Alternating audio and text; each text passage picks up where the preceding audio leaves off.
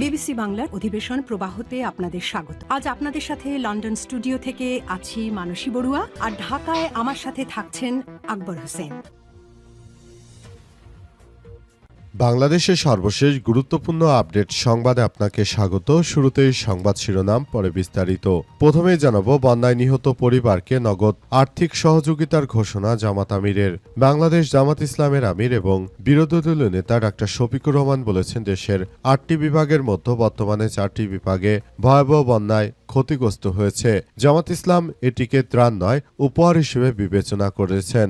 একটি সংগঠন হিসেবে তিনি বন্যা দুর্গত মানুষের পাশে দাঁড়িয়ে নগদ ৫০,০০০ টাকা করে আর্থিক সহযোগিতা দেওয়ার ঘোষণা দিয়েছেন। জানাবো, বিএনপির এমপির গাড়িতে হামলা ভাঙচুর। জামালপুর ২ আসনে সংসদ সদস্য ও উপজেলা বিএনপির সভাপতি সুলতান মাহমুদ বাবুর ব্যক্তিগত গাড়িতে হামলা ও ভাঙচুরের ঘটনা ঘটেছে। এই ঘটনায় উপজেলা বিএনপির সাধারণ সম্পাদক নুরুল ইসলাম নবাবের সংশ্লিষ্টতার অভিযোগে পাল্টা আক্রমণ চালানো হয়েছে। এদিকে বিদ্যুতের বদলে জনগণের হাতে হারিকেন ধরিয়ে দিয়েছে বিএনপি, বললেন হাসনাত আব্দুল্লাহ। গণভোট বাস্তবায়ন, কর্মসংস্থান বৃদ্ধি, বিদ্যুৎ সংকট নিরসন, দ্রব্যমূল্য নিয়ন্ত্রণ এবং সীমান্ত সুরক্ষা দাবিতে আজ ফেনীর সোনাগাজী থেকে জাতীয় নাগরিক পার্টি এনসিপির দক্ষিণাঞ্চলেও জুলাই পদযাত্রার আনুষ্ঠানিক সূচনা হয়েছে। উপলক্ষে বিকেলে সোনাগাজী উপজেলা এনসিপি আয়োজিত এক পথসভায় প্রধান অতিথি হিসেবে বক্তব্য দেন দলের দক্ষিণাঞ্চলের মুখ্য সংগঠক হাসনাত আব্দুল্লাহ। এরপর জানাবো, বন্যা দুর্গতদের পাশে দাঁড়াতে প্রশাসন এবং দলীয় নেতাকর্মীদের প্রধানমন্ত্রীর নির্দেশ।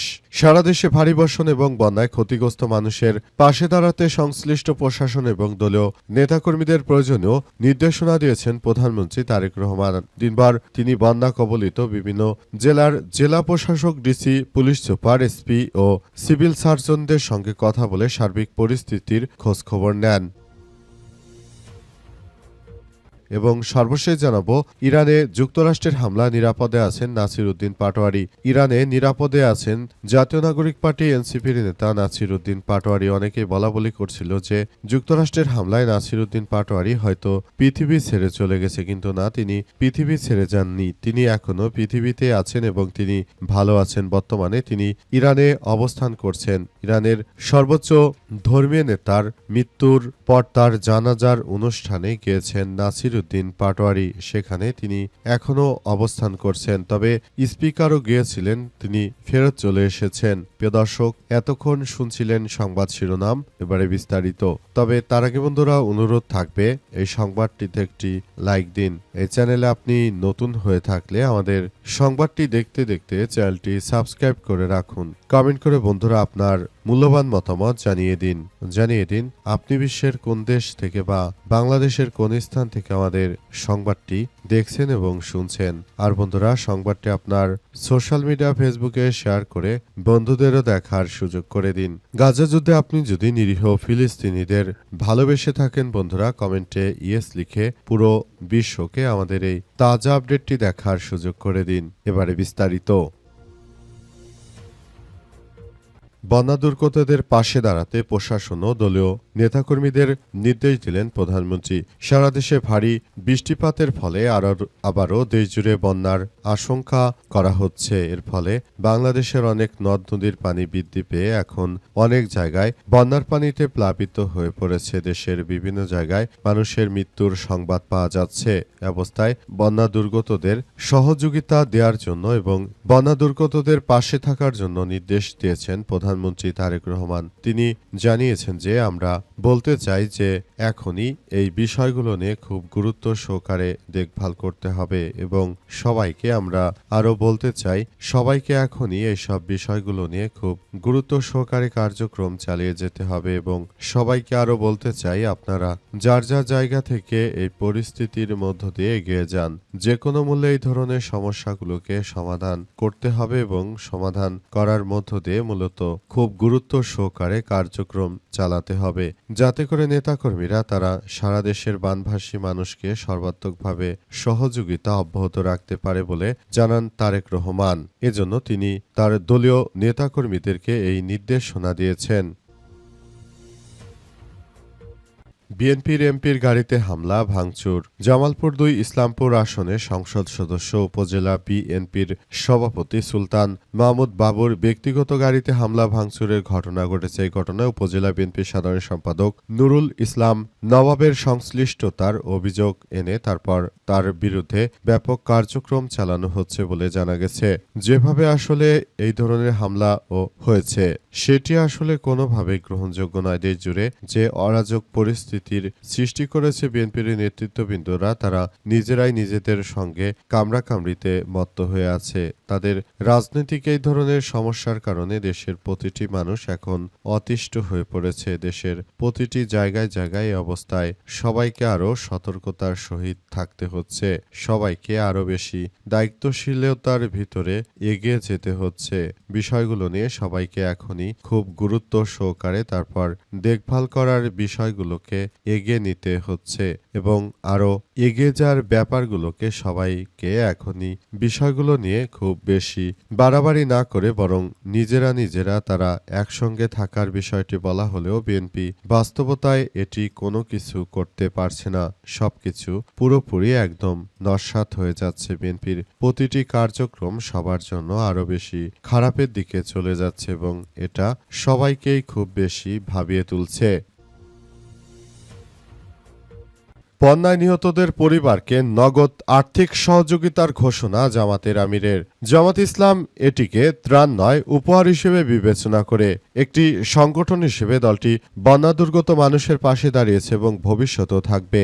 বাংলাদেশ জামাত ইসলামের আমির এবং বিরোধী দলীয় নেতা ডাক্তার শফিকুর রহমান বলেছেন যে দেশের ৮টি বিভাগের মধ্যে বর্তমানে ৪টি বিভাগ ভয়াবহ বন্যায় ক্ষতিগ্রস্ত হয়েছে। সব এলাকার মানুষ অত্যন্ত অসহায় অবস্থায় দিন কাটাচ্ছে। এমন পরিস্থিতিতে বন্যায় ক্ষতিগ্রস্ত মানুষের পাশে দাঁড়ানো সবাইকে মানবিক দায়িত্ব হিসেবে গ্রহণ করতে হবে। সময় তিনি চলমান বন্যায় চট্টগ্রাম বিভাগে যারা প্রাণ হারিয়েছে তাদের প্রত্যেক পরিবারকে আগামী ৩ দিনের মধ্যে ৫০,০০০ টাকা করে আর্থিক সহযোগিতা পৌঁছে দেওয়ার ঘোষণা দেন। আজ দুপুরে চট্টগ্রাম বাঁশখালী এবং সাতকানিয়ায় বন্যা কবলিত এলাকা পরিদর্শন শেষে বাঁশখালীর একটি কমিউনিটি সেন্টারে আয়োজিত অনুষ্ঠানে এসব কথা জানান জামাতের আমির। এই কার্যক্রমের বিষয় বাংলাদেশ জামাত আমিরের পক্ষ থেকে নির্দেশনা জারি করার পাশাপাশি বলা হয়েছে যে এটি আসলে আমাদের একটি চূড়ান্ত দায়িত্ব এবং আমরা আমাদের সেই দায়িত্ব পালন করছি বলে জানিয়েছে বাংলাদেশ জামাত ইসলামের আমির ডাক্তার শফিকুর রহমান। তিনি জানিয়েছেন যে দায়িত্ব পালন করতে গিয়ে অনেক সময় আমরা অনেক ভুলভ্রান্তি মধ্যে পড়তে পারি। তাই আমি আপনাদের বলতে চাই আপনারা এসব বিষয়গুলো নিয়ে কোনো ধরনের কার্যক্রমের ভিতরে না গিয়ে বরং আপনারা যার যার জায়গা থেকে দেশটাকে সর্বাত্মকভাবে সহযোগিতার হাত বাড়িয়ে দিন। আমরা ভবিষ্যতের একটি সুন্দর ও সমৃদ্ধির রাষ্ট্র কাঠামো আমরা গড়ে তুলতে চাই। বিদ্যুতের বদলে জনগণের হাতে হারিকেন ধরিয়ে দিয়েছে বিএনপি বললেন হাসনাত আব্দুল্লাহ। জাতীয় নাগরিক পার্টি এনসিপির নেতা হাসনাত আব্দুল্লাহ জানিয়েছেন যে বিদ্যুৎ দেওয়ার কথা ছিল সেই বিদ্যুৎ দিতে ব্যর্থ হয়েছে বিএনপি। তারা কর্মসংস্থান সহ যেসব প্রতিশ্রুতি দিয়েছিল একটি প্রতিশ্রুতিও রাখতে পারেনি বিএনপি। ২০০১ সালে বিএনপি ক্ষমতায় এসে তারা দেশে দিয়েছিল নৈরাজ্য হাহাকার, এবারও একই জিনিস তারা উপহার দিচ্ছে। তিনি আরও জানান বাংলাদেশের প্রতিটি জায়গায় জায়গায় অবস্থা খুবই খারাপের দিকে চলে যাচ্ছে। তাই আমরা বলতে চাই বিষয়গুলো সবার জন্য অত্যন্ত দুঃখজনক হলেও সত্য যে এভাবে যদি চলতে থাকে তাহলে এটি ভবিষ্যতের জন্য এক ভয়াবহ বিপর্যয়কর পরিস্থিতির মধ্যে চলে যেতে পারে। তাই এখনই এসব বিষয়গুলো নিয়ে আমরা খুব বেশি সতর্কতার সঙ্গে রয়েছি বলে জানান তিনি। বিএনপি আগামী দিনে যে কার্যক্রম আসলে চালিয়ে যাচ্ছিল সেটা সবার জন্য অত্যন্ত দুঃখজনক এক ব্যাপার। পুরো বিষয়গুলো সবাইকে খুব সন্তোষজনকভাবে তারা বলার চেষ্টা করলেও প্রকৃতপক্ষে তারা যে জনগণের সঙ্গে মিথ্যাচার করে সেটি বারবার প্রমাণিত হচ্ছে। হাসনাত আব্দুল্লাহ আরও জানিয়েছেন যে যেভাবে তারা আমাদের সঙ্গে মিথ্যাচার করে দেশটাকে আবারও একটি মগের মূল্যকে পরিণত করেছে। জুলাই গণ অভ্যুত্থানের প্রতিটি পদক্ষেপকে এই বিএনপি তারা মিথ্যাচার করে তারপর জনগণের সামনে তারা এই বাস্তবায়ন না করে তারা বরং নিজেদের মতো করে সবকিছু করা যে অপচেষ্টা করছিল সেটি কোনোভাবেই আসলে গ্রহণযোগ্য নয়। আমরা বিএনপির এই ধরনের কার্যক্রমগুলো নিয়ে বলতে চাই যে অবশ্যই সময় এসেছে তাদেরকে এটা থেকে থেকে বেরিয়ে আসতে হবে, তা না হলে দেশের জনগণ কোনোভাবেই ছাড়বে না বলে জানান হাসনাত আব্দুল্লাহ। তিনি বিষয়গুলো নিয়ে সবাইকে খুব সতর্কতার সঙ্গে চলার জন্য উদাত্ত আহ্বান জানিয়েছেন। আর বিএনপি জনগণের সঙ্গে যে প্রতারণা করছে তার শাস্তি এদেশের জনগণই তাদের দেবে।